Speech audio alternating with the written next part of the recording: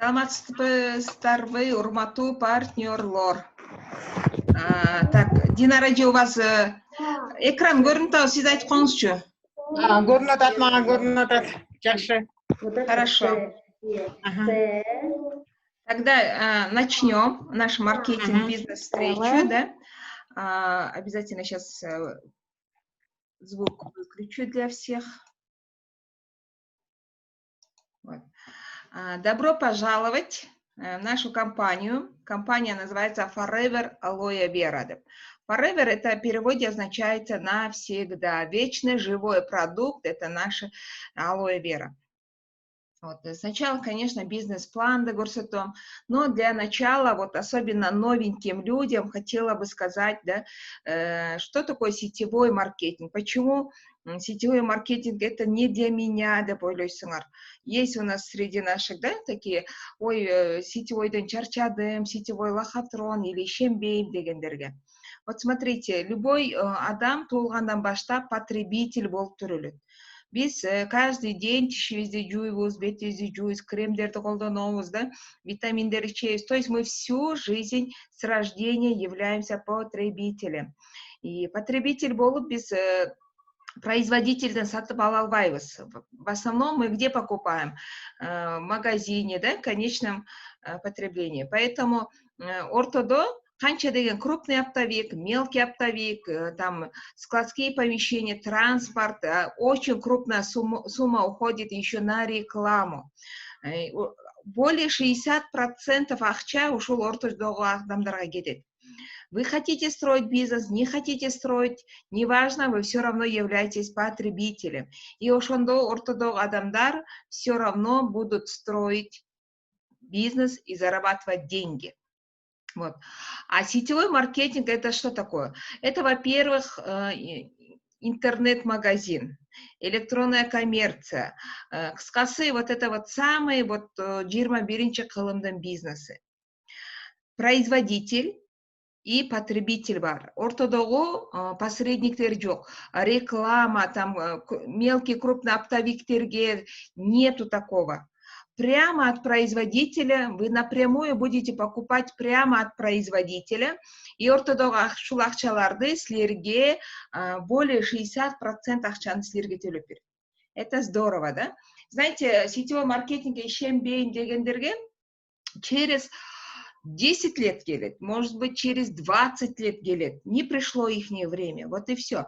Мисалы, вот в Америке, в Европе, да, на лазер бонус президента Аллатшпаева $400 тысяч, 500, 800 тысяч долларов Аллатшпаева. Они начали работать 15-20 лет тому назад. А давайте вспомним 20 лет тому назад без каякталек. 2000 жылы эмне, оюзда эмне барле. 2000 жылы биз даже компьютерге кирип колдонбойт элек, туурабы? 2000 жылы, вот где вы были? Вспомните. Значит, сетевой маркетингди биз вообще түшүнгөн эмеспиз ошол маалда, туурабы? То же самое азыркы түшүнбөгөн адамдар просто чуть-чуть отстали от всего. Вот и все. Поэтому эч капа болбогула дагы. Самое главное, вы этого поняли. Это самое главное. Почему же это идеальный бизнес? Кичинекей расход менен өтө чоң бизнес кылабыз. Кичинекей расход менен. Мисалы, мен аренда помещение албаймын, грузчиктерге төлөбөймүн, бухгалтерлерге, кассирлерге и так далее төлөбөймүн, туурабы? Магазин ачсаңар, мисалы, маленький магазин ачса, ичин товар толтуруш керек, туурабы? Потом налог төлөш керек, аренда төлөш керек, продавецтерге төлөш керек. Продавецтерге төлөгүң келбесе, өзүң продавец болосуң, өзүң уборщик болосуң, өзүң грузчик болосуң, да? Вот. А у нас таких расходов нету. Поэтому при малых расходах можно построить большой международный бизнес. Экинчиден занимается уникальная продукция. Эч жерде жок продукция. Вот это мне больше всего радует. Мисалы, башка сетевой компанияга да, там можно купить косметику, башка, мисалы, косметика саткан сетевой компанияларды айтам, да. Если олардан заказ кыла албай калсаң, можно купить в любом магазине. Правильно? Там потеря невелика.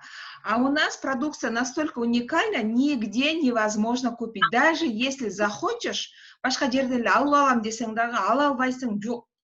Уникальная продукция. Поэтому там, где есть хорошая продукция, там есть хороший бизнес. Банкрот болбойсың. Абсолютно отсутствует риск банкротства. Почему? Потому что вы здесь покупаете продукцию для себя. Үйіңерде продукт болот. Все. А если бы жөн эле акчаны берип коюп, мен күтүп отурганымда, качан мага акча келет экен деп, а потом акчаны төлөбөй койсо, тогда мен банкрот болмокмун, туурабы? А так я покупаю продукцию для себя, и все, мен каяктан банкрот болом? Банкрот болбоймун.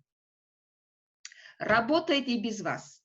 Вот это вот больше всего мне нравится, больше всего. Мисалы, один раз проработали, да, потом она будет работать и без вас. Вот в данный момент на Кыргызстанда проводят Ошто, Жалабат, Карасу, Бишкекте проводят открытые маркетинг-планы, да? Өздөрү өткөзүп, мастер-класс өткөзүп, бизнес-план өткөзүп, они работают. То есть мой бизнес работает без меня тоже. Когда-то кичине себелеп аракет кылып койгон экенбиз. Вот. Потом в Питере также, да? Новосибирск, вот сами самостоятельно работать. Я в Новосибирске была всего лишь один раз. Вот, то есть один раз проработала хорошенько, да, нашла лидера, все, бизнес будет развиваться и без себя. Мне это больше всего радует. Вот. И неограниченный доход. Бул жерде сколько можно заработать, деп бирклер сурайт. Неограниченный доход, неограниченный. Для начала можно заработать от 10 тысяч там, до 100 тысяч для начала. Но потом это будет только расти, расти в геометрическом прогрессе, и здесь неограниченный доход. Чем больше ты вкладываешься, тем больше ты получаешь. И мне үчүн бардыгыңарга именно ушул бизнесмен заниматься эткиле деп айткым келет. Биринчиден, азыркы иштеп аткан жумушуңарда, азыркы положенияңардагы дополнительный бюджет үй бүлөңөргө. Дополнительный, кошумча жумуш. Для начала. Но придет время, силер свободный болосуңар. Финансовое давлениеден кутуласыңар. Финансовое давление — это самое страшное давление, да? Когда не эчтекеге акчаң жетпейт, ону кылайын дейсиң, буну кылайын дейсиң, акча жетпейт, башың ооруйт. Вот, ошодон кутуласыңар. Өзүңөргө өзүңөр начальник болосуңар. Өзүңөргө өзүңөр начальник болосуңар. Это мындай, бул дагы бир өзүнчө бир керемет да. Потому что начальник жакшы башыңардан сылап иштетпек беле, туурабы? Ал жака гонять этет, бул жака гонять этет, жини келсе иштен айдап берет. И все. Постоянно бирөөнүн көзүн карап жүргөн тоже это мындай рабство, да, мындайча айткандачы. А өзүңөргө өзүңөр начальник болгондо мен ойлойм баардыгы все хотят. Башка адамдарга дагы жардам бере аласыңар. Продукция боюнча жардам бере аласыңар, жашоосун оңдогонго жардам бере аласыңар. Колуңардан келишинче көптөгөн адамдарга силер жардам бере аласыңар. Когда өзүңдө ашып атса, когда өзүңдө болсо, бирөөгө жардам бере алабыз, туурабы? Өзүбүздө эчтеке жок болсо, бирөөгө дагы жардам бере албайбыз. И, конечно, жашообуздун стилин өзгөртсөк болот. Баягы, кандай десем, бедное мышление, старые вот эти вот ненужные, никому не нужные вещи, да, ошого окшогон нерселерден кутулуп, башкача стиль жизни менен жашасак болот. Башкача стиль жизни менен. И этот стиль жизни благодаря Forever возможно сделать. Бул компанияны Rexmon 1978-жылы ачкан. Данный момент 168 өлкөдө иштейт, легальный түрүндө иштейт. 43 жылдан бери мынакей иштеп келет. Жакында 43 жыл болот. Понимаете, в 168 странах мира работает. То есть она проверена годами уже. Кече эле ачылган, жаңы ачылды, башында сен болосуң дегендерге ишенбегиле. Потому что көп компаниялар 5 жылга жетпей эле жок болуп кетет. Максимум 2-3 жыл болот дагы, анан кийин жок болуп кетет. Эмне себептен? Потому что сетевой компания развиваться этиш үчүн надежный маркетинг болуш керек, өтө качественная продукция болуш керек, понимаете? А эта компания уже 42 года в 168 странах мира работает. Недавно, когда мы были на семинаре, ошол жерде бир, я забыла именно кайсы мамлекетти айтты, но ошол жерде согуш болуп аткан экен да. кадимкидей эле согуш болуп аткан экен. И ошондо Forever эмне кылган экен? Ошол бардык дистрибьюторлор сколько они зарабатывали, ошону согуш бүткүчөктү төлөп атыптыр.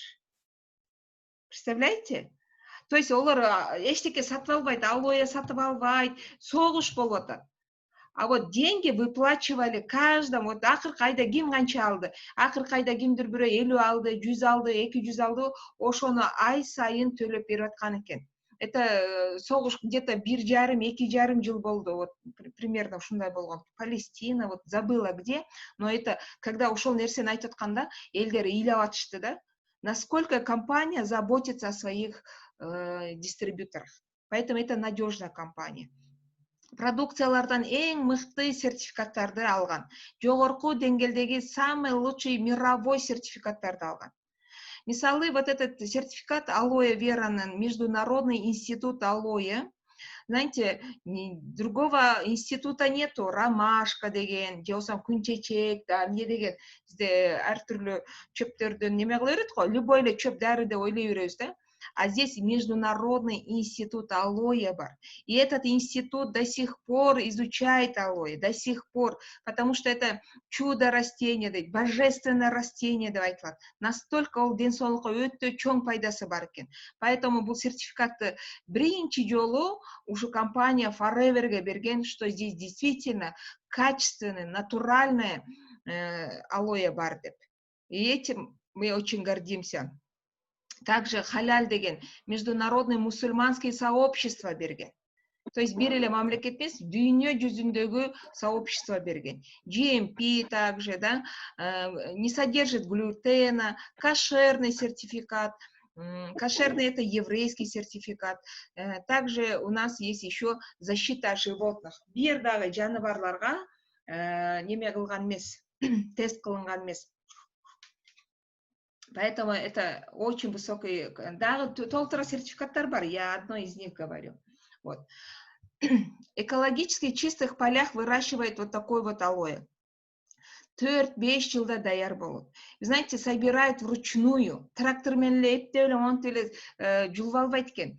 Ар бирин, чтобы немесе агып кетпеш үчүн да, ушунчалык берешь на касса вручную собирать. И только бышкан жалбырактарын гана кесип алат экен. А жөн эле трактор менен патыратып эле терип салса болмок да. Нет, ошол кечке колу менен теришет экен. И ошол колу менен терген алоэни ар бир жалбыракты жууп туруп сразу сыртын алып салат дагы, ичиндеги маңызын гана стабилизировать этип тазалап, жанагы биздин сары банкаларга куюлат. Ошол сары банканын ичине бир дагы жашыл жалбырагы кошулуп кетпесин деп абдан текшерилип турат. Понимаете, только ичиндеги 100% натуральный сок алоэ кошулат. А вот сыртында алоэнин жалбырагын сырты жашылын адам жесе болбойт экен. Onun составында алаин деген нерсе бар экен. Поэтому onu жегенге болбойт. Ошон үчүн абдан текшерип, бир бүдүр жашыл болсо дагы onu алып салат экен да. А биздин кыргыздар кантет алоэни терезедеги алоэни мясорубка өткөзүп, спиртке кошуп, ошентип жешет го да. Но и то пайда көрүп атат. Вот мындай банкаларга куюлат. Бул банкага, знаете, бул банканын ичиндеги алоэ живой дейт, живой, стабилизированный. То есть спирт кошкон эмес, өлтүргөн эмес алоэни. Кайнаткан эмес алоэни. Тирүү бойдон, ушул бойдон куюлган да. Көпчүлүк айтат, ачуу болсо керек деп. Себеби мына терезедеги алоэ ачуу го. Көп айтат ачуу экен деп. Мен го терезедеги алоэни жеп көргөн эмесмин, но көпчүлүк айтат очень ачуу, ошон үчүн мед кошушат экен, спирт кошот экен, чтобы жанагы алоэнди өлтүрүш үчүн и так далее. А бизде мен живой алоэни жеп көргөм. Бизде мына лидерлер Америкадан келгенде бир жалбыракты алып келген. Ол жалбырак чоң, мына адамдын колу менен барабар. Ушунчалык чоң, анан сыртын кесип, ичиндегисин мындай торт кескендей кылып кескенбиз да. Анан ошону ар бир кусочекти жегенде дамы кычкылы жок, сасык эмес, ачуу эмес, мындай приятный. Приятно, шунчалык сонун даамы бар экен да. Вот поэтому биздин алоэ башкача, это барбаденси миллер деген сорт. А мынабул банкада вот это желтый сок, это эч кандай эчтеке кошулган эмес, таза 100% живой сок алоэ. Эмне үчүн сокту ичишибиз керек? Биринчи очередь организмди тазалаш үчүн. Ичегилерибиз таза болсо, иммунитетибиз таза болот. А биздин ичегилерибиз аябай кир, потому что туура эмес тамактанабыз, химикаттарды көп жейбиз, красительдерди көп, искусственный тамактарды жейбиз да, запор болобуз, нанды көп жейбиз, ошол ичибизде бардак капкара болуп, бардак болуп кеткенден иммунитетибиз түшүп атат, паразиттер көбөйүп атат, аллергия, баш оору, давление, суставы, сахар, пневмония, там туберкулез, ар түрлүү оорулардын бардыгы түрлөрдүн түрү ошол ичегилерибиз кирдегенден болот. А этот сок именно организмди тазалайт. Бир эле кишечникти эмес, на клеточном уровне тазалайт. Кишечникти тазалайт, клеткаларыбызды тазалайт, кандын структурасын тазалайт, клеткаларды обновление кылат. Клеткаларга еще питание берет. Алоэ составында более 200 полезных компонентов. Аминокислота бар буда. Бенин сүтүндө 5 аминокислота бар. А алоэда 18 аминокислота бар. Представляете? А аминокислота это такая молекула, волшебная молекула, без которой адам бола албайт, здоровый бола албайт. Также 20 минералов, 12 витамин бар. И еще Б группа витаминдер бар. Врачтар таң калат, кантип Б витамин ушул растенияда болсун. Б витамин көбүнчө животное происхождение да болот экен да, мисалы малдын эттеринде, боордо, понимаете? А бул деген гүлдө дагы Б витамин болуп атат. Ушунчалык таң калыштуу. Поэтому ошон үчүн чудодейственное растение дейт. Алоэни ичкенде запордон кутуласыңар, оозуңардан жаман жыт чыкпай калат, жүзүңөр тырыштары кетип, жашарып, бодрый болуп, настроениеңер сонун болуп калат. Вот ошондо, когда биздин организм тазаланып, клеткаларга витаминдер абдан тойгондо, биздин бардык органдарыбыз өзүнүн функциясын туура аткарып баштайт экен. Понимаете? Бир ичкенде эле мынтип жакшы болуп кеткендей, ондой нерсе жок. Бир ичкенде эле жакшы болуп кеткен. А вот организм тазаланып, клеткалар восстановление болуп, бардык органдар өзүнүн функциясын туура аткарып калганда, тогда 100% исцеление кетет экен. Обычный аптекага барганда, дары дармекти алганда эмне кылып атат? Ооруну басып коюп атат, болду. А бул ооруну баспайт.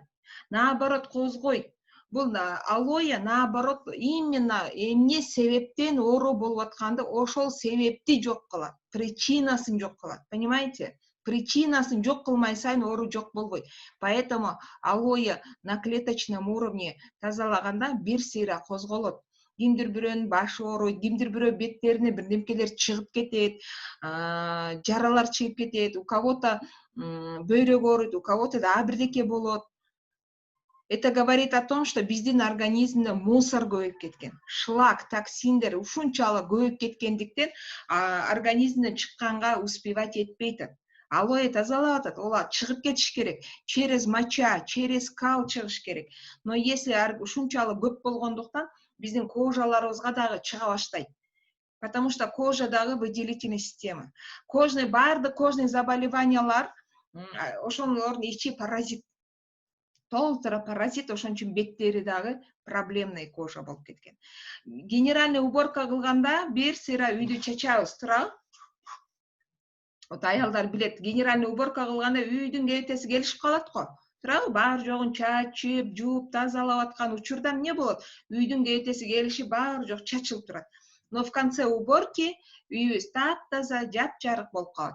То же самое, когда биздин организм генеральный уборка болуп атканда, бир сыйра бирдемкелер чыгат. Одан коркпогула. Наоборот, сүйүнгүлө. Ичегиңер таза болсо, ден соолугуңар таза болот. Дальше мынау шабдолу кошулган хронический запорлорго өтө пайдасы бар. Жүрөк системага пайдасы бар. Клюква менен яблочный сок кошулган кызыл крышкадагы. Бул деген биздин бөйрөккө өтө чоң, ушунчалык керектүү, пайдалуу сок. Бөйрөгүбүз оорубаш үчүн. Кимдин бөйрөгү пиелонефрит, воспаление, кум, белок, таш, дагы кандай деген түрлүү оорулар болот. Ошолорго просто рекомендую, пейте побольше. а больше пейте. Тоже почканы ичип атканда да бир сыйра козголот. Особенно таштары бар, кумдары барлар ичкенде бир сыйра козголунат. Вот. Кийинки сок это Freedom. Freedom деген бул свободный деген перевод означать этет да. 15 жылдан кийин анан ушул Freedom сокту ойлоп чыгышкан ученыйлар. Буга эмне кошкон? Глюкозамин, хондроитин, хондропротектор, природный сера МСМ кошкон. Калганы чистый сок алоэ. И ошо природный сера МСМди кошкондо даамы, знаете, мындай кычкыл болуп калган. И поэтому туда добавили апельсин, чтобы вкусын сладкий кылыш үчүн. Но когда вы будете пить ушул сок ичкенде, бардык сустав оруңарды восстанавливать этсеңер болот. Без операции восстановления болгондорду көрүп мен таң калгам да, настолько ушунчалык биздин организмибизге таң калгам. Биздин организм восстановление боло алат экенине таң калгам. Мисалы, мына жамбаштардын суставтары разрушение болгон, ол жерге темир коюш керек экен, сустав алмаштырыш керек экен. Врачтар только операция, больше ничего не поможет деген бир Надежда Павловна деген бир кемпир 4-чү стадия коксартроз, баса албайт, даже стульчикке нормально отура албайт. Ошол аял ушул Freedom суставной наборду ичип 6 айдан кийин рентгенге түшкөндө кадимкидей жанагы кемирчектери тегизделип, жакшынакай болуп калган да. Врачтар өздөрү таң калган экен. Поэтому просто бул Freedom'ды бир ичип баштаганда 6 ай ичиш керек экен. Себеби биздин сустав самый твердый ткань нашего организма. Поэтому өтө сонун ушундай соктор бар. Также вот поместин энергия деген сок. Здесь нету алоэ, но здесь есть мангостин деген фрукт. Это очень дорогой фрукт, это королева фруктов деп коет экен. У нас он не растет, он растет в экзотических странах, да. И биз Таиландка барганда ошо мангостинди алып жейли деп, он действительно дорогой экен, но алып жеп көрдүк. Он такой вот чоң болгон менен кабыгы ушунчалык толстый кожура, а ичин ачсаң кичине мынча эле долька, как чесноктун долькасындай болот го, несколько 4-5 зубчиков чеснока. Ошого окшогон эле аппак болот экен, но жесең ушунчалык сладкий, ушунчалык даамдуу. И ошон үчүн дорогой экен да. Көрсө ол мангостинде өтө сильнейший антиоксидант деп коет экен. Ден соолукка ушунчалык эң пайдалуу свойстволору көп экен. Туда добавили виноградные косточки, ежевики, бруснику, гранатовый сок, грушу добавили. И вот этот сок, шлекейим коюлуп кетти. Вот этот сокту алоэге кошуп ичкенде биринчи очередь эмнени байкайсыңар? Гемоглобин восстанавливается. Энергия берет, иммунитет көтөрүлөт, давление нормализуется. У кого хронические болезни, пейте этот сок. У кого дети часто болеют, ушул сокту тынбай бергиле, в день по 2-3 раза сокко аралаштырып, алоэге аралаштырып, 1 столовая ложка бере бергиле. Также беременным женщинам, которые очень низкий гемоглобин, просто ушуну жөн эле көтөрүп ичсе дагы болот. Бир жуманын ичинде восстановление кылат гемоглобинди. Анан антиоксидант деген эмне? Когда у нас дефицит витаминов, стрессы, экология некачественная, да? Ошондой учурда жүрө берсек, уктабай, мына биздин кыргыздар без выходных работают, да? Без выходных иштеп, уктабай иштеген адамдардын организминде свободный радикалдар пайда болот. То есть мында клеткалар пустой боло баштайт. Свободный радикал көбөйгөндө раковый клеткалар пайда болот. Вот биз без выходных иштегендерди бардыгын айтып кетер элем. Рак болгондон кийин тапкан акчаңарчы эчтеке балагем жетпей калат. Ден соолук болсо анан кийин акча табасыңар. Поэтому выходной надо, спать надо, ночью надо спать, оказывается, рано просыпаться, пить витамины. Антиоксиданты всем рекомендую, всем. Особенно на большой мегаполисе жашагандар поместинди үзбөй ичкиле. Потому что мы постоянно в стрессе, да, постоянно толпада жүрөбүз, метро, ал жак бул жак, үйгө келсеңер деле үйдө тынчтык жок, жумушта и көп информацияларды. Вот это все биздин организмге свободный радикалдарды алып келет экен. Шикарный сок. Поэтому бул поместинди неме деп коет, киллер раковых клеток деп коет. То есть раковые клеткаларды өлтүрөт депчи. Но кээ бирлер айтат, мен рак эмесмин, мен ичпейм деп. Именно рак болбош үчүн ич. Именно оорубаш үчүн ич. Поэтому вот этот сок я просто обожаю. Мен кичинекей балама дагы тез берип турам. Когда немеге садикке барып баштаганда, вот у кого маленькие дети, да, как только садикке барат, все уже мурдагы, потом жөтөлүп, ошентип калат да. Сок беребиз, витаминдер беребиз. И потом беспрерывно помесинди берип баштадык. Беспрерывно. Күнүнө жөн эле 4-5 маал деле иче берди да, соктучу, он любит. Вот. И Кудайга шүгүр, иммунитети жакшы неме болду дагы, садикке беспрерывно барып баштады. Поэтому у кого дети часто болеют, садикке берерден мурун соктун аябай берип, клеткаларын тойгузтуруп, а потом в садик и в школу отдавайте. Вот. Арктическое море деген, вот это синее у нас, это омега-3, омега-9, омега-3 балыкты майынан алынган, омега-9 болсо оливковое маслодан алынган. Биздин организмге керектүү жир. Вот. Когда биз животный жирларды көп жегенде, койдун майын көп жегенибизде, маргарин, да, что у нас еще холестерин жегенде, биздин организмде холестериндер көбөйүп кетет. Тромбтор пайда болот, сосуды сужаются, они становятся ломкими, давление, зрение начарлап кетет, жүрөк ооруй баштайт, бор и так далее. Суставы еще начинают болеть, когда биздин каныбыз коюу болуп кеткен. Вот это Арктическое море ошо канды суюлтат. Тромбторду жок кылат. Ичкерип кеткен кан тамырларды жумшартып кеңейтет. Поэтому давление болгондорго, мигрень, инсульт деген, инсульт, инфаркт эмнеден пайда болот? Биздин кан тамырларыбыз ичкерип кеткенден болот. А вот это Арктическое море ошолорду жумшартып, ошолорду жок кылат. Холестериндерди эритип жок кылып салат. Эгерде балдарга берсе, балдардын памяти жакшы болот. Эрте сүйлөйт. Мен балам менен көп балдар салыштырып берем да, 3 жашар балдар чулдурап көп нерсени сүйлөй албайт экен. 3,5-3 жашарларчы. Вот Арктическое море ичкен бала действительно эрте сүйлөйт экен. Рыны, как положено, сүйлөйт. Поэтому замечательно вот это витамин. Кальций биздин сөөк муундарыбызга эң керектүү минералдар. Натурмин, вот каждому, ар бир үйдө дейт, сахарницанын ордуна натурмин турсун дейт. Потому что бир минерал жетишпесе, 200дөн ашык оору пайда болот экен. Более 140-200 заболеваний дейт. Бир эле минерал жетишпесе. А бунун ичинде 11 минерал бар. Натурминдин ичинде. Йод, эмнеге керек йод? Когда зоб болуп атат, эмне беришим керек? Вот натурмин бериш керек.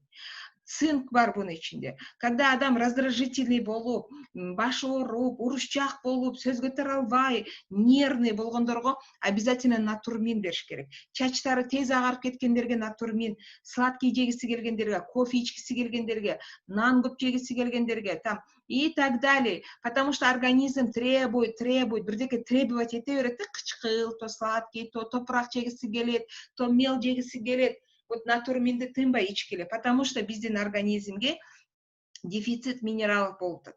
Бир минерал жетишпесе, 200дөн ашык оору алып келет. Бир минерал жетишпесе, пожалуйста, гормональное нарушение. Ой, мен балалуу болбойтам, төрөбөйтам, это гормональное нарушение, пожалуйста, натурмин. Также ранние климакстар. Почему? Потому что минерал жетишпейт. И так далее. То есть биздин организмге минералдын роль очень большая. Вот. У нас есть еще Виталайз женский, Виталайз мужской, вот красный и черный, да. Красный это для женщин, черный это для мужчин. Вот бардыгыңар ичкеле, балдарыңарга да бергиле, өспүрүм балдарга уже в подростковом возрасте можно давать, потому что жаш кыздардын месячный келгенде аябай ооруп жатып калышат, туурабы? Также эркек балдарга да бериш керек экен, потому что азыр эртелеп эркек балдар деле көп жубайлар балалуу болбой калгандар өтө көп. Эртелеп простатит болуп атышат. Очень много бизге обращается семейные пары, балалуу болбогондор, мисалы, у кого-то яичники, аялдардын яичниктери не вырабатывают, да? У кого-то, у мужчин, например, спермы неподвижные, процент сильно низкая. Не будешь? И это все от того, что минералдар жетишкен эмес. Вот как раз вот здесь вот комплексные витамины, минералы именно для мужчин, также и для женщин. Организмді омолаживать етет, вот этот виталайз. Эрте ранний климакс болгош үчүн виталайз ичкиле. А если вы уже климакс болотсаңар, ичкиле ушу виталайзды, вы не будете страдать. Также простатит болгондорго, простатоаденома болгондорго, низкая потенция, там, быстрая эрекция и так далее. Вот этим вот, пожалуйста, виталайз мужской. Конечно, сокторды ичиш керек, витаминдерды да ичиш керек. Поля зелени, вот эта зеленая, знаете, она очень дешевая, из всех наших продуктов самая дешевая витамины шел. Но настолько она полезная, он ичинде проросшие зерна есть, проросшие зерна пшеницы, ячмень, сола и так далее. Ушунчалык биздин денсаулыкка керектүү витамин, минералдардын бардыгы бар экен. Быстрое старение, да, ушуну ичкиле, у кого чачтары тез агарып кетет, ушуну ичкиле, кишечник тазалайт, гемоглобинди көтөрөт, башы ооругандар, кулагы шуулдай бергендерге, вот, пожалуйста. Также для женщин и для мужчин, именно детородныйга, вот, пожалуйста, поля зелени.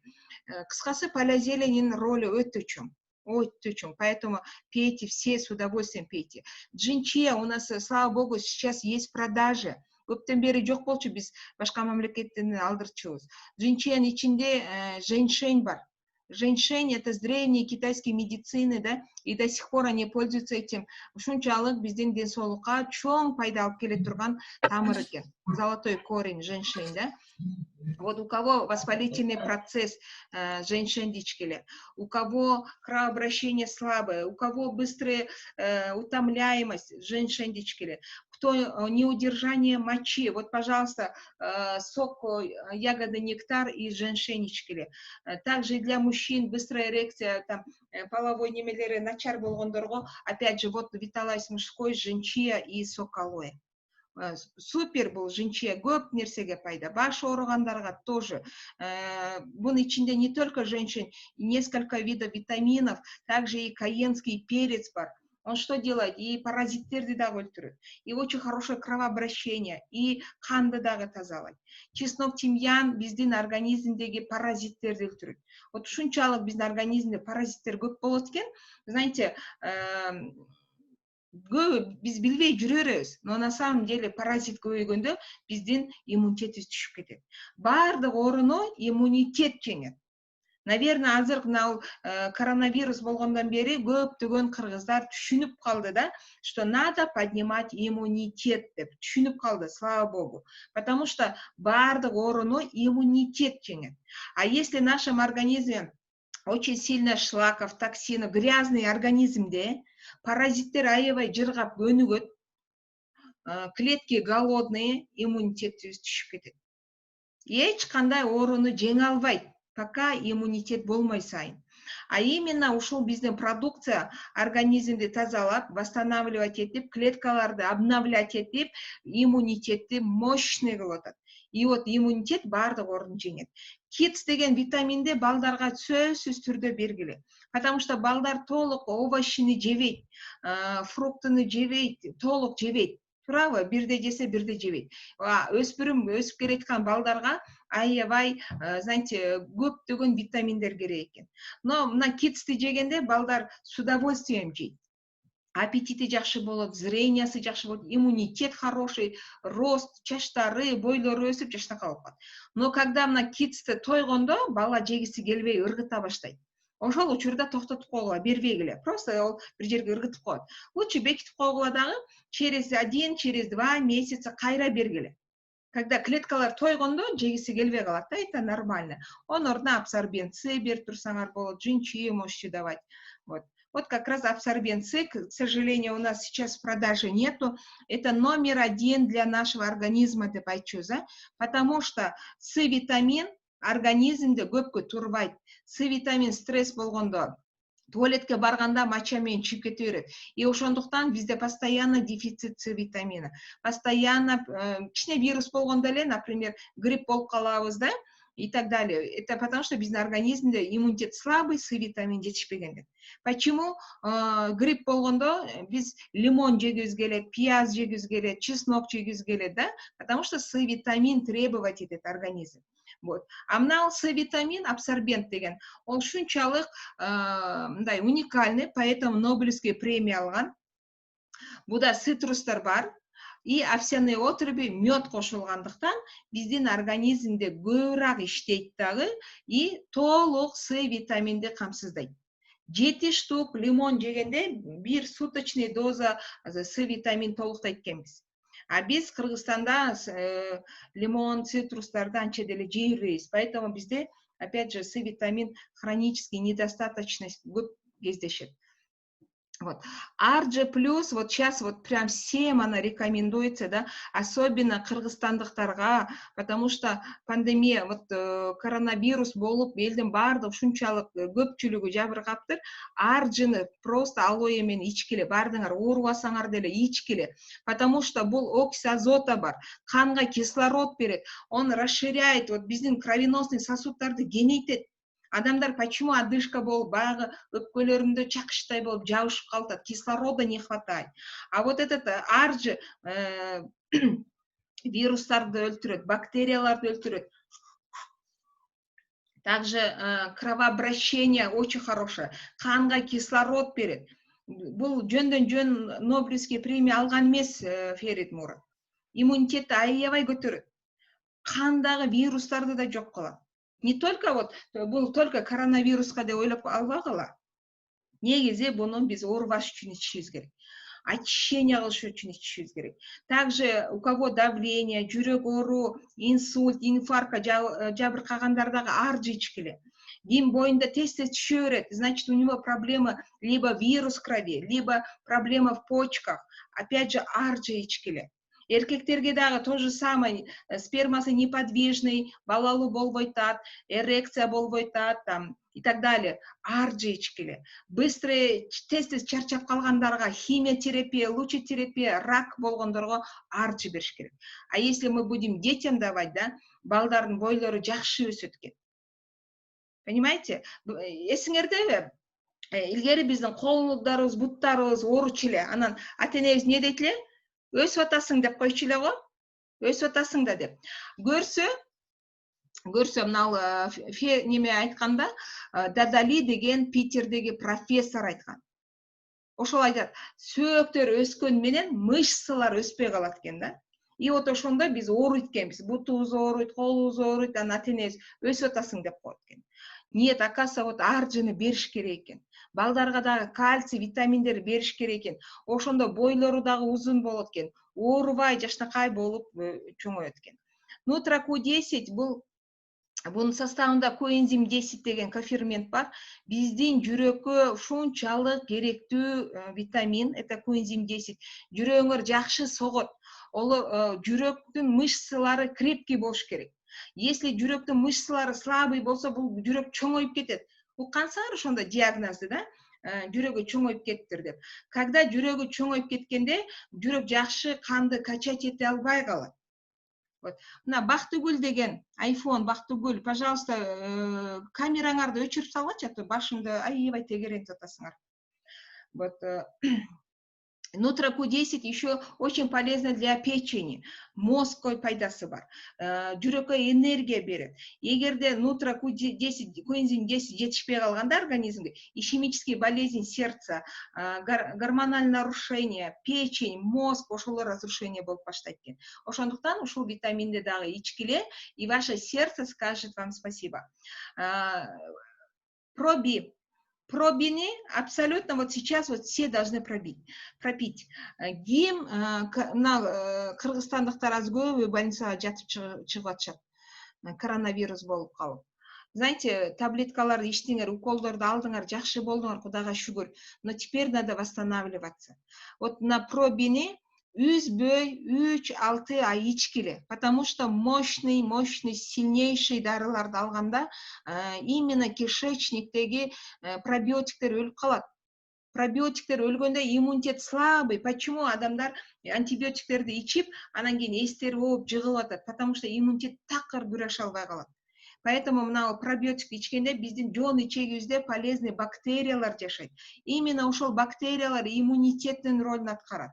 А эгерде биз антибиотик ичсек, дарыларды ичкенде, синтетический, химический дарылар ичкенде, биздин иммунитетибиз өлүп калат. Ошол иммунитетти восстанавливать этиш үчүн, кишечниктеги микрофлораны восстанавливать этиш үчүн ушул пробини ичкиле. Здесь 6 живых штаммов бактерий. Ким медик болсо түшүнөт. 6 живых штаммов дейт. Нигде в мире аналогов нету такого. Башка пробиотиктер мындай боло албайт. Возможно, 2-3 болот. И то ашказанда көбү эрип, какой-то процент гана кишечникке жетип атат. А биздики болсо, мына пробини, почему аналогов нету? Потому что именно ушул 6 видов полезных бактерий 100% благодаря алоэ менен 100% кишечникке жетет дагы, ошол жерде гана, ошол ачылат дагы, ошол жерде бактериялар жашап кете алат. Вот, пожалуйста, иммунитетиңер көтөрүлөт. Тамак аш сиңирүү система жакшы болот. Геморрой, там запорлор жок болот. Өт, давление, баш оору деген иши кылса, вот это все благодаря микрофлора кишечника. Пробин ичкиле. Чай алоэнин гүлүнөн жасалган чай. Ушул чайдын составында не только алоэнин гүлү бар, имбирь дагы бар, ромашка, фенхель, чабрец, да, и так далее, несколько видов травы. Вот ушунчалык бул сонун чай. Знаете, азыр бүт мына кыргызстандыктарга айтайын. Ичкиле, айткыла туугандарыңарга. Эчтекени ала албасаң алоэ менен чайды ич деп. Потому что лимфа системаны тазалап атат бул. Мочегонный, көп ичиш керек, тез ичиш керек азыркы учурда. Мочегонный, давлениени нормализовать этет, сахар нормализовать этет, почкадагы таштарды, туздарды өттөгө эритип түшүрүп салат. Поэтому вот этот чай, он жөн эле чай эмес, бул ушунчалык пайдалуу чай, да. Вот. Также, конечно, у нас есть серия кремов для нашего лица. Мен ойлойм, абсолютно бардык кыздар, келиндер, эжелерибиз, апаларыбыз, кемпирлер дагы сулуу болгусу келет. Ким эле бырышып, тырышып, капкара болуп күйүп калгысы келсин, туурабы? Все хотят быть ухоженными. А биздин кремдер бардыгы алоэден жасалгандыктан, он лечебный. Понимаете, алоэ – это самое лучшее средство для нашей кожи. Кожабызды упругий кылат, агартат, питать этет, тырыштарды кетирет, күндөн защищать этет, чаңдан защищать этет, аллергия кылбайт, рак кожи кылбайт. Бүгүн мына WhatsApp группага бирөө көрсөтүп атат да, колдору, буттары жара болуп, мындай жыгачтай болуп калыптыр да. Вот им надо сказать, чтобы алоэ ичсин, пробиотик ичсин, чеснок, тимьян, аржыны сөзсүз ичсин, организм тазаласын. А для наружного применения бизде жидкое мыло бар. Жидкое мыло менен жууп, фёрсын чачып, желе менен койсун. Вот я просто 100% уверена, ошол бала жакшы болуп кетет, эгер ушуларды колдонсо. 100% уверена. Вот личная гигиена, самын менен жуунсаңар, силердин денеңер бардыгын, вот чачыңардан баштап тырмаңардын учуна чейин алоэ менен жуйсуңар. У нас все средства на основе 100% живого алоэ. Понимаете? Живой алоэ составында. Поэтому он 100% полезный. Кожаңар эчкандай жара болбойт, экзема, псориаз болбойт, рак кожи болбойт, кургабайт, күйбөйт. Даже жаңы төрөлгөн балдарды жуунтурсаңар дагы, балдардын денеси дагы сонун болуп торулат. Туз менен чайкабай койсоңор деле соп-сонун болот. Көздөрү ачышпайт. Шампунь менен башыңарды жуусаңар, чачыңар түшпөй калат, чачыңар кайраттуу болуп, жаңы чачтар чыгып баштайт. Вот это фёрст бизде постоянно ушул үйдө турат, постоянно. Вот. Көп сүйлөгөндө мен тамагым кычышып кетет. Ушу менен себеп коем. Муздак суун ичкенде, если тамагым кармап калса, ушу менен чачып коем. Дагы бирдеке чагып алдыбы, күйүп калдыбы, кесилип кеттиби, эмне болсо дагы, вот, пожалуйста, у нас есть фёрст. Балдардын тамактары кызарып калдыбы, фёрстун чачып койгула. Любой нерсеге ушул фёрст. Мурдуңарды бүтүп калды, вот, пожалуйста. Азыр көп айтып атат, тамагым кычышып, мурдум сезбей, даам сезбей калдым деп. Это легкая форма коронавирустун легкий формасы. Ушул продукциялар ичиш керек. Мына фёрст менен тынбай оозуңарды, мурдуңарды чайкап тургула. антибактериальный был, потому что в составында 78% алоэ, 11 целебные травы бар. Антибактериально быстро снимает бактерии, вирусы и еще клеткаларды тез заживления. Поэтому действительно МЧС России, не только МЧС России, кайсы мамлекетке кирсе, МЧС одобрять етіп, ушул средствалар денсаулыққа ешқандай зияны жоқ, пайдасы бар деген сертификаттарды берген. Дагы бізде гигиенический помада, идиш жуйтурган, тер жуйтурган средстваларыбыз бар. Зубная паста, очень замечательная зубная паста, дүйнө жүзү боюнча биринчи орунда алган. Дүйнө жүзү боюнча. Вот. Эми давайте каяктан алам, не кылам деген суроолорго жооп берейин. Биринчиден, бул продукцияны сатып алыш үчүн регистрация болуп алыңыздар сайтка. Прямо без посредников, прямо компаниядан аласыңар, скидка менен аласыңар. Регистрация абсолютно бесплатный, силерден эч ким бир тыйын сурабайт. Просто регистрация болуп койгула дагы 15% скидка менен алсаңар болот. Андан бизде еще 30% скидка бар. Ушул 30% скидкага өтүш үчүн 2 балдык товар алыш керек. 2 балл. Ар бир продукция бизде балл менен эсептелинет. Поэтому мен рекомендациям силерге сразу 2 балдык товар алгыла. Ошол арзан түшөт. Ошол скидка, 30% скидка өмүр бою силердин артыңардан калат. Эч качан өчүп калбайт ол уже. Мынакей бизде тач набор деген андай коробкалар бар, чоң коробка, ичинде 34 түр товар бар. Вот смотрите, практически все есть, да? Соки, чай, витамины, личная гигиена, бүт барды бар. Ушул 32.547 рубль турат. Кыргызстанда канча турат? 29.000 с чем-то турат. Точно не знаю, но примерно ушундай. Кыскасы бул 2 балл. 2 балдык товар. Ушуну чоң алганга аракет кылгыла. Ошондо эконом кыласыңар. Бизде көбү, бунда акчам жок дейт. Ой, бунда акчам жок, мен бир-эки нерсени алып турайын деп 5-10 миң сомдук алат. Же ошолорду көрсөтүп, айтыңызчы. Несин көрсөтөйүн? Жана ошо дарылардын өзүнүн немесин. Мына сүрөт көрүнүп атабы? Ооба. Вот ушу коробкада ушул нерселер бар. Ата коробка сүрөт жок, сиздин сүрөтүңүз көрүнүп турат. Байтан бери мен жөн эле сүйлөп атам банда. Экран көрүнүп атат. Көрүнүп атасың, просто тиги бала эмет алган окшойт го, сени басып алган окшойт го. Үч слайд басып. Мындай картинканы бассаң, ким ана бала. Вот. Эми көрүндү, ооба. Ушул тач наборлор несколько видов есть. Вот самый выгодный, мынау комбинированный деп коет. Бунун ичинде түрлүү, ар түрлүүлөр салынган и бардыгы мындай скидка менен салынган да, ошон үчүн арзан болуп калат. И это выгодно. 5-10 миң сомдук алган менен через некоторое время ол адам дагы келет, дагы алат. 2 айда өтсө болот оптомго. Но ортодогу айларды күйгүзүп берет. Мен тааныштарым бар, туугандарым деле бар. Так, звуктарын өчүрөйүн. Уже 1 жылдан бери колдонушат.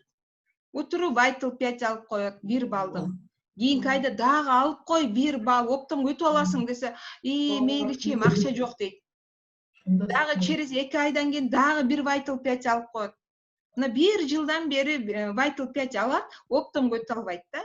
Поэтому бәрір алат, акча кетирип. Лучше сразу чыгынып туруп, либо 2 балдыкты сразу алыш керек, либо 2 айда катар 2 балдык товар алыш керек. Ошондо оптомго өтөт дагы. Ошол оптовый цена эч качан күйбөйт. Өчпөйт, жоголбойт. Всегда остается за вами. И силер ассистент, супервайзер деген статуска ээ болосуңар. Товарды 30% скидкадан сырткары дагы 5% арзан аласыңар. Ушул 5% силердин айлыгыңар. Получается, силер продукция алып атасыңар, дагы компания скидка кылат, 5% дагы скидка кылат. Здорово? Здорово. Но если силер өзүңөргө окшогон дагы тааныштарыңарга ушу коробканы айттыңар, олар дагы алды, 20% доход иметь этесиңер, 20%. У нас вот в этом месяце, на июндун ичинде, Питерден Анаргүл деген эже, так, фамилия забыла, Анаргуль деген эже, она, оказывается, подключила 6 ассистент-супервайзеров. Менде отчет келетти, полностью топ-сетевик деп келди кеченде. Эң көп адам жаздырган Анаргуль эже болуптур. 6 адамды оптомго чыгарттыр. 42 800 рубль пайда көрүптүр. Ее зарплата 42 800 рублей. Ассистент-супервайзер. А биз не дейбиз? Ассистент-супервайзерлер 6000ден жогору көрөт дейбиз. Көрдүңөрбү? Бу жерде неограниченный доход. Анаргуль эже, вы просто молодец. Молодец. В таком же темпе дальше продолжайте. Вот.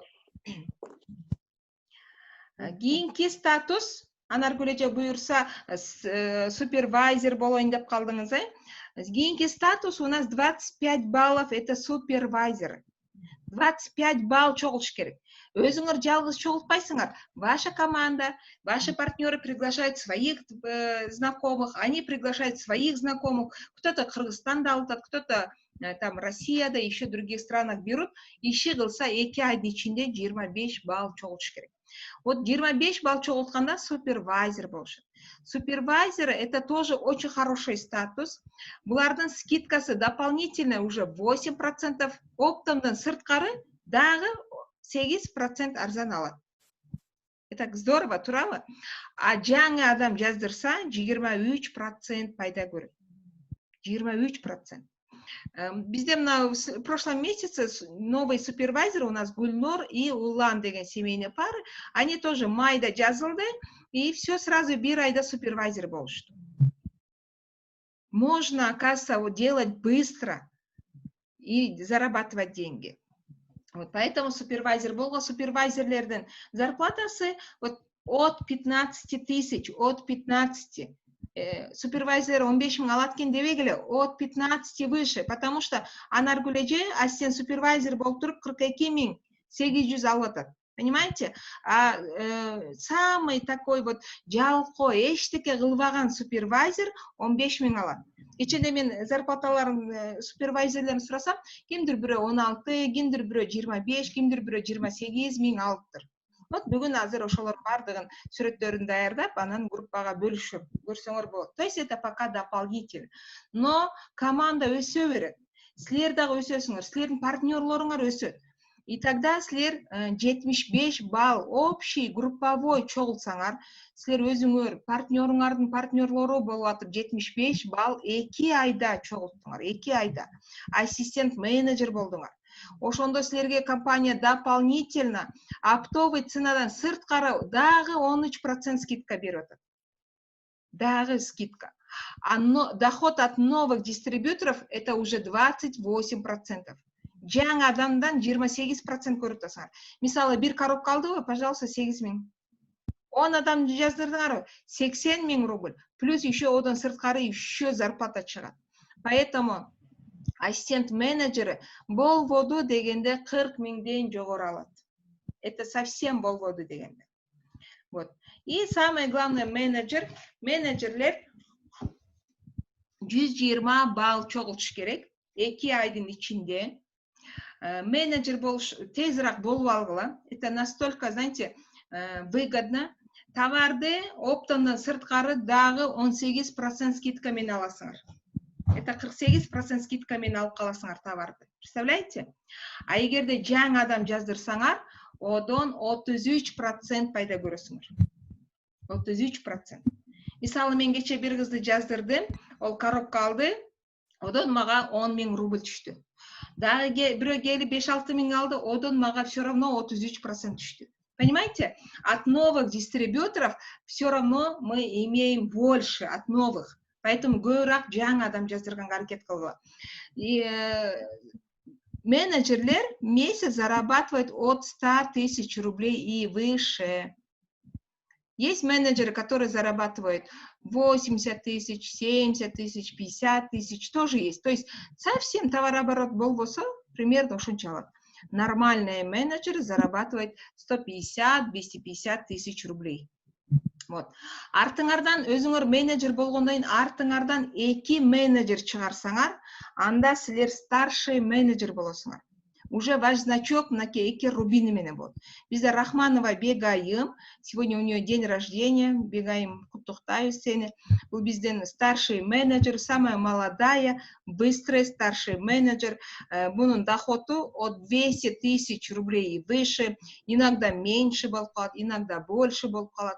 Но факт в том, что она сейчас нигде не работает, спокойно зарабатывает большие деньги, несколько раз путешествует, несколько стран, былтыр игл болгондо Таиландка барып келген, и апасын Европага алып барып келди за счет компании, Турцияга барды, и путешествует, и дом купила. То есть бизнес только начинается, совсем молодая, 8 айда менеджер болгон, 8 айда. Вот. Следующий статус это соринг менеджер. Старшийден кейін соринг болот. Егерде 5 менеджер чыгарсаңар. 5 менеджер чыгарганыңарда вы получите вот такой вот золотой значок, 4 красных рубин менен. Вот. Конечно, у вас будет признание на сцене, да? Это тоже очень приятно. И взмывающие менеджеры от 10 тысяч долларов и выше алат. Он меңеле албайт.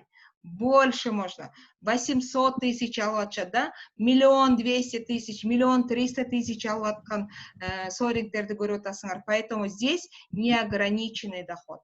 Следующий статус это сапфировый менеджер. У нас есть спонсоры Умарова Роза, Умарова Майра, Биртугандар. Они живут в Алмате, Казахстане, Караганде. И олардың бонустары 15 000 доллардан жогору ежемесячно. Больше, даже больше получает. От 15 тысяч долларов и выше. Сафир болуш үчүн 9 менеджер чыгарышыңар керек. И все. 9 менеджер, и вы становитесь сафиром. Вот. Почему артуза менеджер чыгарганда ушундай статус берип атат? Во-первых, менеджер артыңардан бир менеджер чыгарсаңар, 6% авторский гонорар 6% төлөйт. Вот менеджер канча товар оборот кылса, 6% силерге төлөйт. Миллион оборот кылдыбы, 6% ваше. 2 миллиона кылдыбы, 6% ваше. Вот у нас 5 менеджеров есть, да, 5 менеджеров. Кто-то делает там 50 баллов, 60 баллов, 150, 100 тысяч, а вот пою без менеджера. Но мен 100% ишенем, что через некоторое время они тоже будут зарабатывать так же, как и мы. 500 000 алат, 400 000, 300 000 олардаг алат, мен ишенем. И вот тогда 6% это сколько денег будет? Представляете? Biz азыр ушул менеджерлерибиз 50-60 балл кылса, биз ушунча айлык алып атабыз. А если они тройной оборот берсечи? Вот поэтому здесь очень большие деньги, неограниченный доход. И вот этот 6% авторский гонорар, он передается по наследству. Силерден өмүр бою төлөйт. Өмүр бою. Балдарыңарга чейин төлөп берет. Потому что товар оборот боло берет. Адамдар ала берет. Ермек Бухаршин биздин сафировый спонсорубуз каза болуп өтүп кетти, авария болду да. Но биз все равно продукция алып атабыз, колдонуп атабыз, мы работаем дальше. Потребительдер все равно покупает. Ермек өлүп калды эле, болду, албай ичпейбиз деп эч ким айткан жок. Понимаете? А обороттогу акчаны кимге берип атат? Все равно он аялына берип атат, тура Майрага. Поэтому этот бизнес передается по наследству. Мы видели таких наследников, которые апасы өлүп калып, баласына өткөрүп берген бизнестерди көргөнбүз. Это действительно жомок эмес, это действительно факт. Вот поэтому 6% это примерно 1500 долларов, 2000 долларов, 6%. 3% бар. Эгер онун артынан дагы менеджер чыкса, ол адамдын артынан дагы менеджер чыкса, 3-чү глубинадан 2%. Бир эле линиядан 11% это примерно 3000-5000 доллар болот. Примерно. Можно больше. Понимаете? Бир эле линиядан. 25 менеджер чыгарсаңар, бриллиант болосуңар. Бизден Атила Гидафалов, он бриллиантовый менеджер, и 200 000 долларов зарабатывает ежемесячно, даже больше. Вот. Здесь несколько видов дохода есть. Биринчиден скидка, ваша личная скидка от оптовой цены, да? Силер алып сатсаңар дагы болот. От оборота вы будете иметь, от оборота групповой разницасындагы. Доход от новых дистрибьюторов. Авторский гонорар, мынакей азыр түшүндүрүп бердим, 6,3-2%. Жана автопрограмма и 13-чү зарплата бар. Азыр onu түшүндүрүп берем. Вот значогуңар мынтип чоңоюп кете берет. Сафир болгондо эмнеси пайда? Сафир болгондо авторский гонорар 6% болбойт, уже 7% болот. 1% дейт, Эрмек Бухаршин айтат, 1% где-то $1000 разницасын берет. Ошол эле балды 6-га эмес, эми 7-ге көбөйтүп берет. Это уже больше денег, да? Поэтому сапфир болушубуз керек. И вот такие вот драгоценными камнями значокторду силер алсаңар болот. Вот. Конечно, бизден так автопрограмма бар экен бул жерде. Автопрограмма калып кетти, но есть у нас автопрограмма. Ошо автопрограмманы аткарган үчүн мы уже можем получить бонус президента. Бонус президента — это очень большие чеки. Это 13-я зарплата в год один раз. Президент компании будет дистрибьюторларами бөлүшөт. Кто выполнил менеджера, кто выполнил автопрограмму. Вот самый минимальный акча ол $4000 жогору. В этом году Кыргызстанда Салтанат деген эже $6,5 миң алды, да? Ее спонсор Бактыкан эже, ей 60 лет, она $19 тысяч получила. В прошлом году она $9,5 тысяч. 13 зарплатаны эле айтып атам. Бул айлыктан сырткары жөн эле дагы бир жолу берет. Бир жылда бир жол. Вот. И бизнес-спонсорлар, они получали 100 тысяч, 145, 135 тысяч долларов алган күндөр болгон. Год один раз. Миклаш Беркич в этом году он получил $412 тысяч. А Тила Гидафалви было время, он 13-ю зарплату получил и 440, и больше. Это в год один раз. Топ-5 лидеров по всему миру. Именно бонус президента алган боюнча. Вот смотрите, и мусульманские страны, Джурайдан и Ахмад деген, $467 миң. Это сколько в деньгах будет? В рублях или в сомах? Эсептеп көргүлө. $467 миң. Сер итагыле ай сайын алып атасыңар, жылдын этегине дагы бир жолу бергенде эмне кылат элеңер бул акчаларды? Кийинки Южная Африка, это $467 миң тоже у них тоже. Булар болсо Италиядан $490 миң. Великобритания, Джейн Линч, $761 миң $500.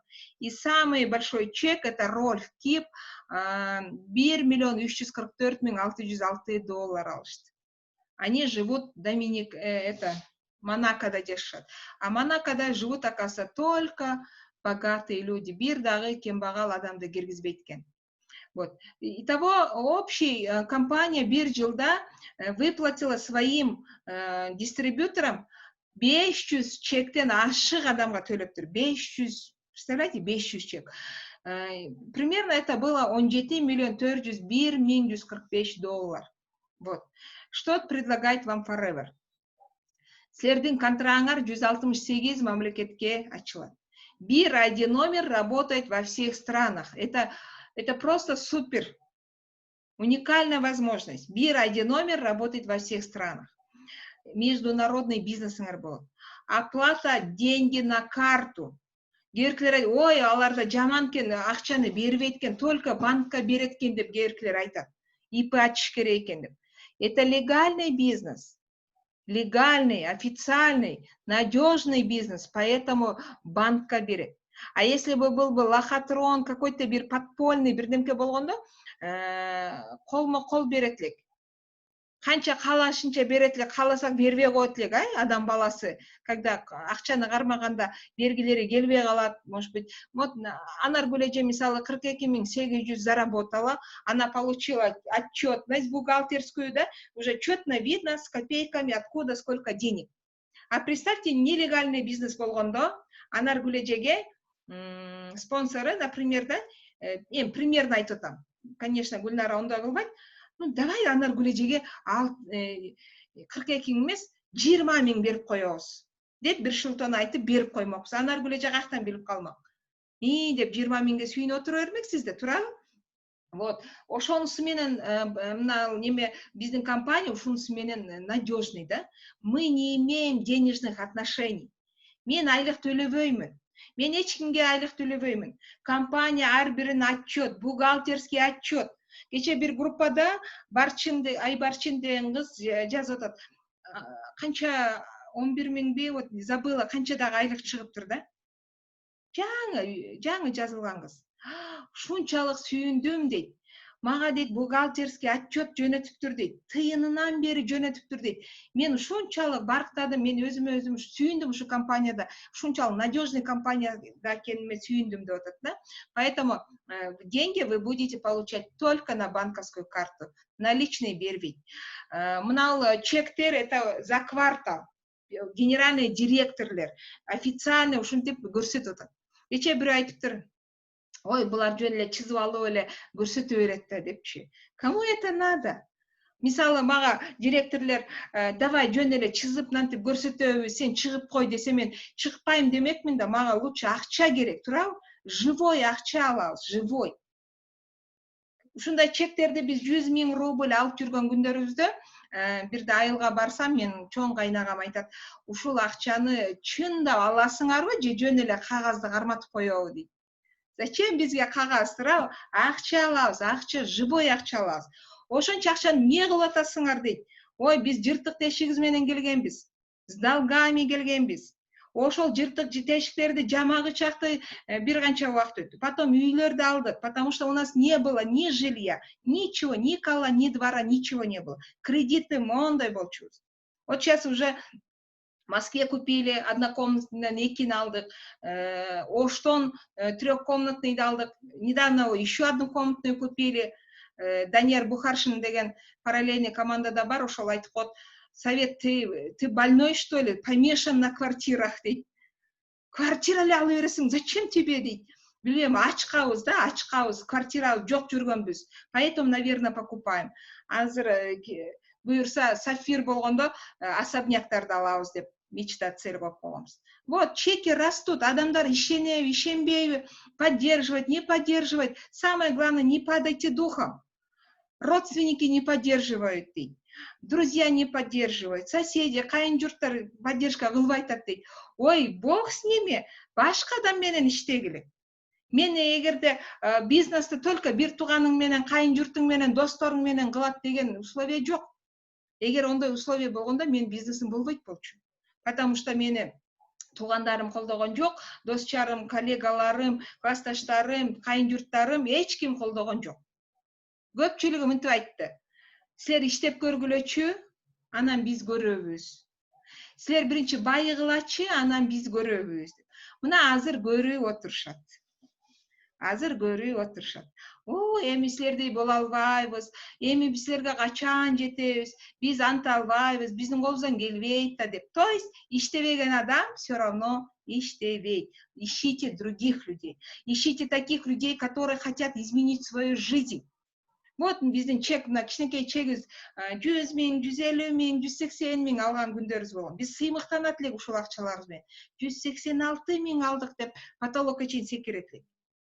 Биздин партнерлор, вот, пожалуйста, Рахманова Бегаим 140 000 алган чеги, Алтын эже 155 000, Кийинкайда 258 000, Исманова Фарида 112 000 $. Ой, иншалла доллар болуп кетсин. 112 000 рубль.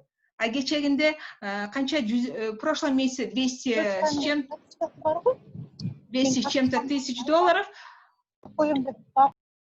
А мына айда 155 000 $, деп көнүп калдым, рубль. Фарида доллар алат экенсиң. Вот. Конечно, за счет компании мы путешествуем. Очень много путешествуем. Если бы не эта компания, бунчалык путешествияларга барбайт элек. Вот это Рексмон, баласы Грекмон, он президент компании. Силер ишканаңардын начальниги менен көрүштүңөрбү? Ошо менен кучакташып учураштыңарбы? А бизде президент кучак жайып тосуп алат. Самый дорогой отельдерге жиберет. Самый лучший курорты мира. Каждый год в разных странах. Eagle менеджер болгондо былтыр биз Таиландка барганбыз. Алтын эже Медетбеке да биз менен барган. Позапрошлом году тоже Рахманова Бегайым игл менеджер болгон Таиландка барганбыз. В этом году Багамага барыш керек эле, но из-за пандемии опять Таиланд болду. Быйыл биз менен кошо Фарида барат. Мен сүйүндүм Таиланд десе, жакшы болуптур Таиланд болсо. Мне нравится Таиланд. Супер. Экзотика. Декабрда барабыз, тем более. Это вообще супер. Бардыгы тоңуп, жаңы жыл тосуп, уже елкалар жасап, оливье жасап аткан учурда биз пальманын түгүндө мангостин, кокосторду ичип, жыргап, мореде жүргөн болобуз. Вот такой вот бизнес, дорогие мои, вот такой вот шикарный бизнес. Верите, не верите, этот бизнес работает. Без меня она работала, дальше будет работать. Поэтому тугандарым шембейтет, колдобойтет деп эч качан айтпагыла. Самое главное, чтобы вы поверили. Самое главное, чтобы вы покупали вот эти дорогие машины, дорогие квартиры, путешествия. Балдарыңарга көрсөткүлө, сонун жашоону өзүңөр көргүлө, и балдарыңарга көрсөткүлө. Вот. Егер сурооңор барбы, новичоктор болсо сурооңуздар болсо бериңиздер. Менде силерде суроо бар эле, детекс жөнүндө айтпадыңар беле? Эмнени? Детекс отуз жөнүндө айтпадыңар беле? Мен интернетим жакшы иштебей угулбай калды да. Ошо суроо азыр барбы, эме продажада уже? Да, есть. Есть, да? Есть, да. Список я вам напишу потом в группу. Детекс 30 дней дегенге эмне алыш керек экен деп. И уже можете заказывать, пока рассыпной болот, но если хорошая торговля болуп баштаса, коробка кылат. Хорошо? Детекс 30 дней деп. Есть еще вопросы по бизнесу? Ага.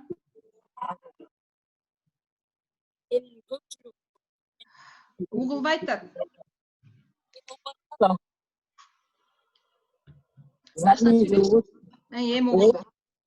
Меники суроо эмес, YouTube'дан прямой эфирге чыкпайсызбы? Көбүнчө меники мына Zoom'дан айылда апалар да көбүнчөчү айтып ишебиз дегенчи.